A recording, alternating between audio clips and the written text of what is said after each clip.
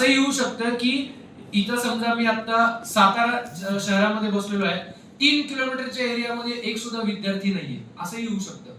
कारण की तिथं डेन्सिटी वेगळी आहे, तिकडं पॉप्युलेशन पर स्क्वेअर किलोमीटर 10,000 पेक्षाही खाली आहे. हेच तुम्ही मुंबईमध्ये जर गेले तर 1 लाख पर स्क्वेअर किलोमीटरचं पॉप्युलेशन डेन्सिटी आहे.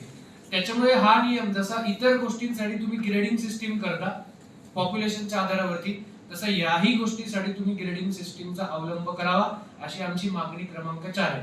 या 4 गोष्टी केल्यानंतर या लगेच जशाच्या तशा होतील अशी आमची काही अपेक्षा नाहीये, पण या गोष्टींचा विचार व्हावा आणि जे भारताचं जे संविधान आहे आर्टिकल 21A मध्ये जे मुलांना जो मूलभूत अधिकार दिलेला आहे शिक्षणाचा, तो शेवटच्या विद्यार्थ्यापर्यंत चांगल्या 100% इफिशियन्सीने पोहोचावा, हे या पत्रकार परिषदेच्या माध्यमातून आम्ही राज्य सरकार आणि केंद्र सरकारला ऑलरेडी निवेदन पाठवलेलं आहे ईमेल वरती, आणि हे फक्त लोकांसमोर हा सर्व विषय यावा याच्यासाठी ही आजची पत्रकार परिषद आम्ही घेतली.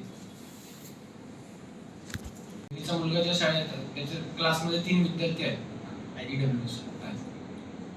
पण ही मर्यादा रद्द करण्यात आली, आता 3 किलोमीटरच करण्यात आलेली आहे आता.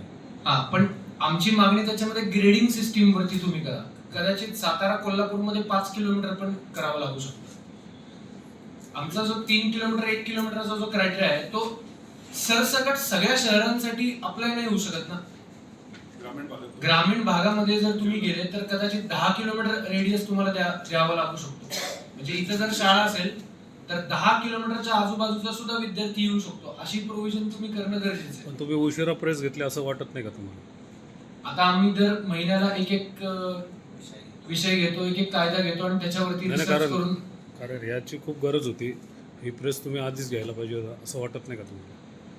ठीक आहे, पण आता जसा अभ्यास होईल तसं गोष्टी निदर्शनास आणतो. विषय काय आला आता तो विधानसभेत आला विषय, ज्यावेळेस सिद्धार्थ शिरोळे आणि 2 आमदारांनी तो विषय उचलून धरला की 1 किलोमीटरची रेंज खूप आहे, कारण ज्या आपल्या भागांमध्ये वस्ती विभाग खूप आहे, वस्ती विभागाची डेन्सिटी खूप आहे, त्याच्यामुळे त्यांना शाळा जवळजवळच्या आहेत पण त्यांच्याकडे वर्ग अवेलेबल नाहीये किंवा त्यांच्याकडे तुकडे अवेलेबल नाहीये. त्याचाच आपण त्यांनी जे सांगितलं डेन्सिटी ग्रेड जे आहेत ना त्या महापालिकेच्या ग्रेड्स जर ठरवले ना त्याची डेन्सिटी ठरवली तर सोपं. बरं, त्या RTI नुसार जे ऍडमिशन होतात 8वी पर्यंतच फक्त मोफत असतं, 10वी पर्यंत का नाही ते मोफत? नाही, त्याच्यामध्ये वयोगटाचा क्रायटेरिया संविधानामधूनच आलेला आहे ना. 6 ते 14 वर्ष वयोगट याच्यासाठी फ्री एज्युकेशन असं संविधानामध्ये.